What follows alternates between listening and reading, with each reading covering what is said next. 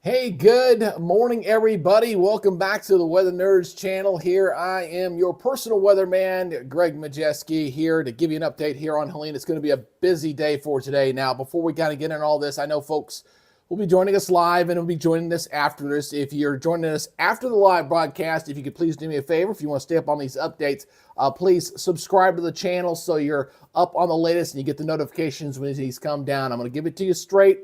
Not going to sit there and be the over-the-top type of guy. That's not my mantra, but I do want to keep you well informed on a system that's going to be pretty dynamic and is going to be one to watch very closely. It's going to be kind of a very interesting next couple of days, to say the least, with a very interesting setup. So the first thing I want to draw your attention to as we're looking at this right now is I'm looking at the big picture here.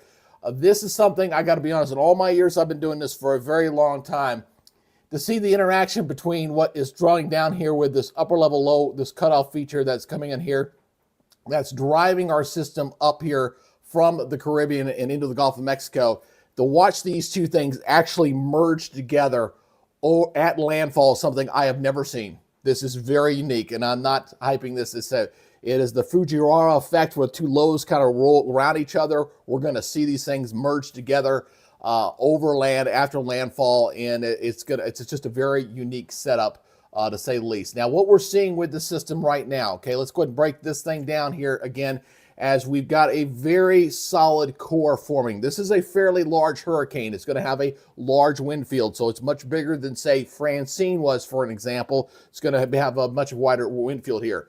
The pressure is dropping rapidly on this. I'll give you the specifics on this very quickly. So by the 11 o'clock advisory, we will have a hurricane here in the Gulf of Mexico, and the winds will increase rapidly as that pressure continues to fall. The only inhibiting factor I see there, perhaps a little bit, is maybe the Yucatan itself. That's very close. It's a little bit further west than what was expected. I thought maybe it'd go between the channel. It's a little bit further to the west, and that'll have an impact for you guys watching on the Facebook side here for East Central Alabama and West Central Georgia.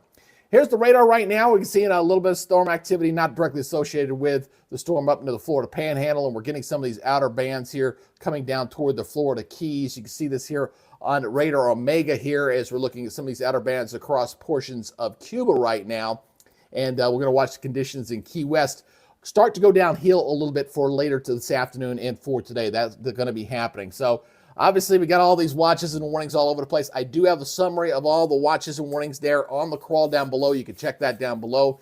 But obviously, we've got almost the entire state of Florida under some kind of, obviously, watching warnings here. And they've actually added tropical storm warnings on the other coast. It just shows you how big this wind field is going to be here for today. All right. So take a live look there at Key West right now here this morning. Not looking too bad for now. They're going to get some gusty winds and some squalls through there, but they're not going to get the worst of it. I think the core of the hurricane obviously will be far enough away, but it's still going to be kind of a downer day here as that storm begins to move up toward the north. We're also going to be watching Tampa as we go into it tomorrow, as that's where we're going to see some of the squalls and some of the hurricane gusts potentially could be running into the Tampa area as well. And they're getting up near pretty close to ground zero here, where it's going to make landfall near St. George Island. I don't know how long we'll have this camera, but we will try to use it as best we can there on the Florida Big Bend. We'll see how that thing works out for us here. Now, as we're going through this storm, again, the couple things that I want to highlight here, okay, we do have to worry about the fact that we're going to be looking at a severe component with this. Obviously, I think we're going to see significant, because the wind field is pretty big, we're going to see a significant tornado outbreak on the right side of that storm. Again, right of that storm. So you guys in Columbus watching on Facebook, again, you're on the left. You're expected to stay on the left side of the storm. So tornado threat's not your problem. It's going to be gusty winds as near the core and some pretty heavy rains. But over toward the Georgia coast, especially over toward Savannah up to Jacksonville, that enhanced area, that tornado threat's going to be running pretty high there as we go into landfall. This is going into Thursday, okay? All right, so we're talking about, a pretty good chance of seeing that in that area. So we're up to about 10% there of seeing some of that tornadoes running through that area. So please keep that in mind. Along with the heavy rains, that's going to be a big problem with this thing as it moves inland. All right, so here's the rainfall. This is just for today, folks. This is for today. Excessive rain outlook here. Yeah, very interesting to see that this is your day 2. going into and then going into landfall day. I mean, it really goes up. Notice the mountains there where we're talking really getting into some major high threat there across northeast Georgia mountains, not too far from where I live, up to the Carolinas. We're talking maybe up to 12 inches of rain. Mudslides, flooding going to be a major problem. I know we've been dry across the southeast, but we're going to get a lot of rain at one time. Chattahoochee rivers, all the flow in the rivers in Georgia, South Carolina, many parts of Alabama, all have to be monitored and watched as they may come up very quickly with a lot of rainfall. We got a little bit of enhancement going on with a frontal boundary as well as this tropical system coming at the same time. So we're going to have a lot of problems with this, folks, as we watch this thing kind of come on in. All right, so obviously we got our three systems out there. We'll probably get Isaac out in the middle of the Atlantic later, but again, we're talking about Helene. Here is our latest on this. I noticed that we've got the blue now covering the tropical storm warnings now on both coasts. Even though the central circulation's in the Gulf, we're going to have tropical storm force winds potentially on the other coast. That's just how big and wide this field is going to be there. Even got tropical storm watches up the coast there into the Georgia and South Carolina, but the hurricane warnings there just near basically Panama City, getting down north toward Tampa. That's where we're going to be looking there with the center coming up there. Notice the hurricane force winds there, Columbus, 1 o'clock there in the morning as this thing moves inward. You're looking at significant change on that as we're looking at, we could see hurricane force winds very close to the Columbus area. I think there's going to be major power outages that are going to spread inland. This thing's going to race.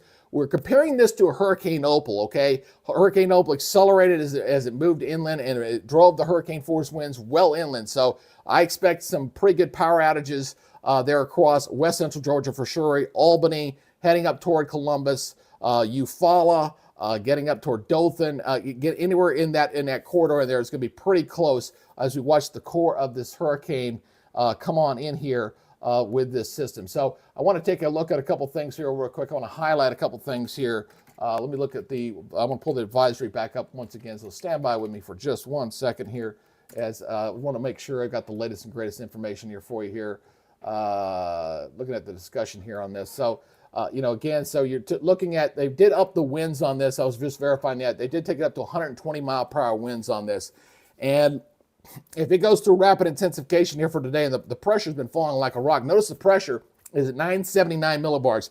That's really close to a Category 2 hurricane because we were down to 975 and we had a Cat 2 100 mile per hour wind. So the winds are going to come up substantially here this morning. Like I said, we're going to be seeing some hurricane conditions or hurricane by the 11 o'clock advisory. That's when we're going to have the hurricane 11, and those winds are going to pick up substantially here throughout the day. We'll probably have a nice eye before the end of the day that we'll be tracking. But we're anticipating hurricane force winds well inland of this system.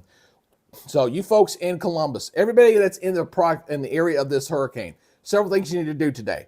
Okay, we need to make sure we get all of our lawn furniture secured inside. Make sure we have all our fall decorations. And I've got some outside my door. I got to do the same thing. Bring those inside. Trash cans, make sure they're at least secured in some form or fashion. If you got a garage and bring them inside, bring those inside. Just make sure you secure everything outside. I know we're probably going to have a run on people going to the stores in the Columbus area for today because hurricane force winds. You might see some power outages. Just plan on 3 days, folks. That's usually the rule of thumb here. If you think you're going to have widespread power outages, make sure you got stuff for about 3 days. So just watch out for that, all right? So that's what we're looking at so far here. We're going to go over into some of our more detailed stuff here. Again, the reason why this thing's going to be accelerating here, stand by on that real quick, is the fact that it's over some very, very warm waters. I want to show that first. Again, it's going over 87-degree water. The Gulf of Mexico is like bath water right now. So this thing's going to really be strengthened here pretty good here in a second. I know we got a lot of you guys out here on the chat. I'm going to be talking to you guys here in just a second. Good to see y'all. If you got any questions, please, we'll get to those here in just a minute, and we're going to talk about that. One thing, the other part of this, obviously, is going to be the storm surge. I showed this yesterday, and I do want to show this yet again here for everybody here, this storm surge map. This is a very telling map, to say the least, on this, because you're going to be able to see here the difference between the different levels. Okay, let me go in a little bit closer. This coast here, where this thing's making landfall to the right, is quite significant. What you're seeing right now is the 9-foot storm surge plus that is going into that zone as category 1. Let's take this to a category 3. Watch at category 1. Look at the difference at cat 3. So cat 3, that storm surge is really pressing into a very low-lying area. And I take it to a cat 4, it's even more. So this is probably because of the curvature of the natural curvature of the Florida coast and where the center of circulation is going to be going in. It's naturally going to pool and rush the water right into that area. So storm surge is going to be significant.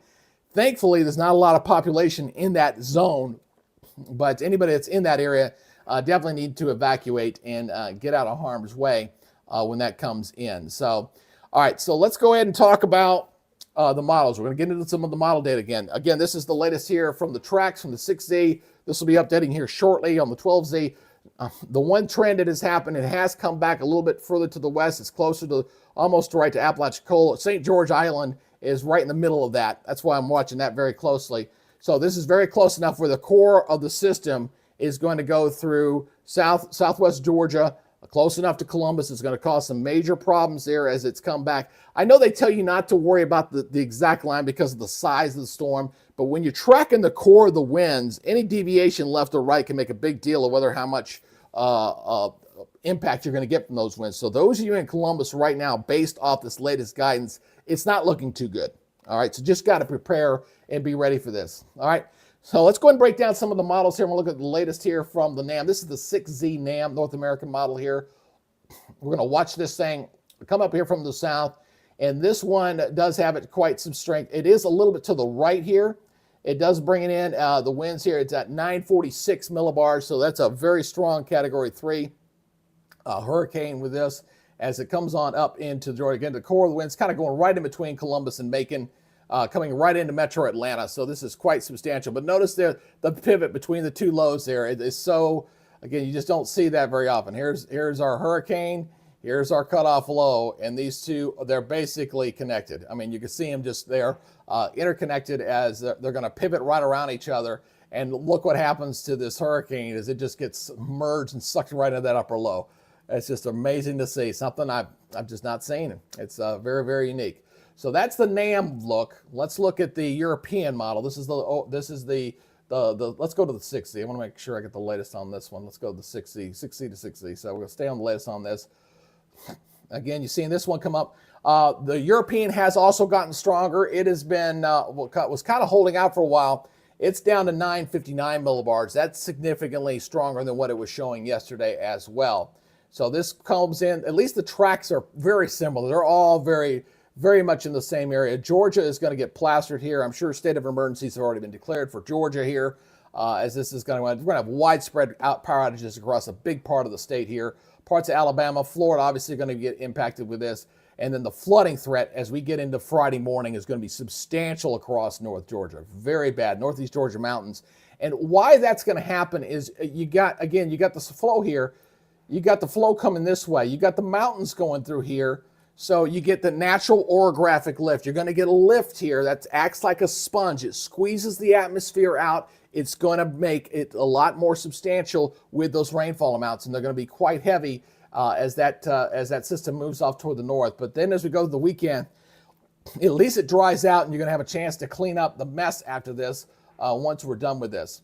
Again, looking at the upper level winds, I like to show this once again. It's amazing little feature to see here. Again, as you watch the upper level pattern, here's the upper low. There's the look at the donut hole, just kind of we're just going to merge right into one. That's just the weather geek in me talking there. You know, the channel is Weather Nerd, so to see something like that to me is just absolutely amazing. It really, really is. I just cannot, again, just tell you again how unique this setup is. May never see it again in my lifetime. Let's just put it that way. It's very, very, very unique. All right, so this is going to move on out eventually and move on out. All right.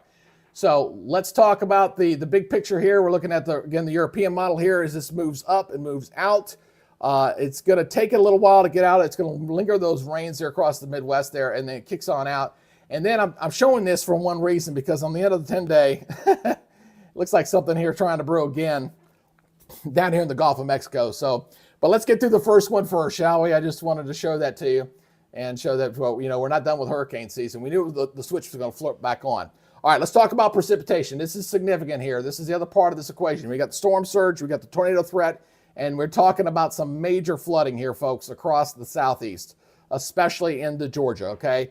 Let's go ahead and switch this down to the southeast region so we can get in a little bit closer here. And here, this is the big bullseye up here in the northeast Georgia mountains, upwards of a foot of rain possible up into that area. We can go in even closer. Let me go in a little bit closer and then we clear that out. And we'll go into the state of Georgia here itself. Hold on one second. Oops. Let me go to the states here. And Georgia, there we go. So again, you're looking at showing a big flat 13 and a half inches of rain right there. Columbus showing 7 inches of rain there. Metro Atlanta around between 5 and 7 inches of rain.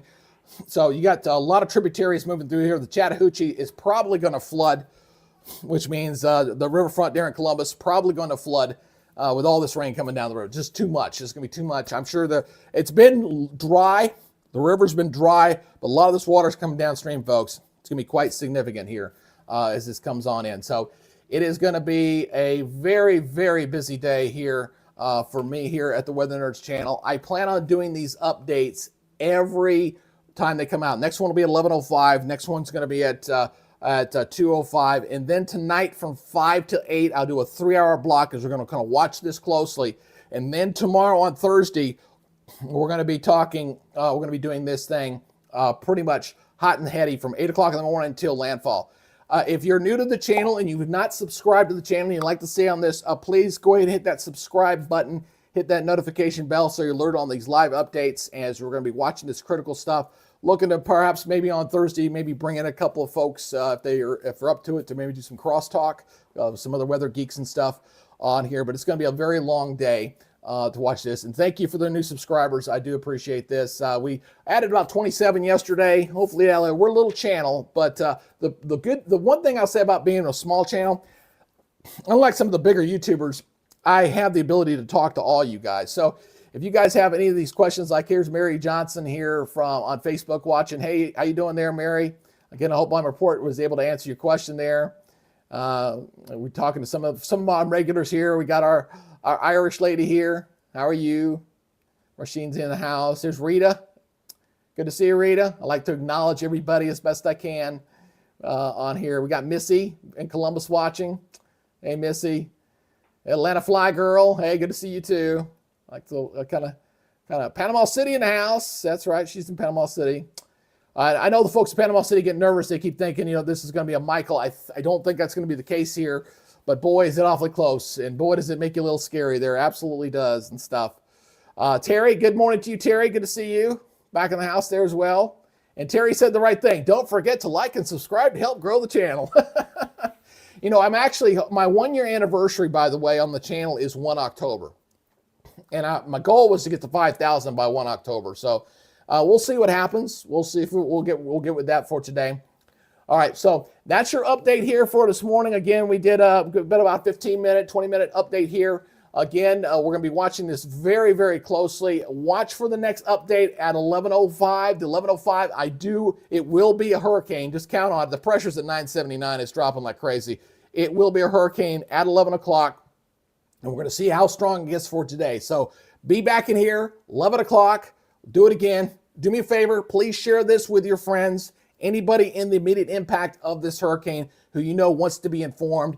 Again, we'll be streaming on Facebook and on the YouTube channel. So you guys take it easy. We'll see you again at the 11 o'clock impact. I'm going to work on a couple more product slides here as far as impact. And we'll see you guys at 11:05. All right. See you then. Bye, guys.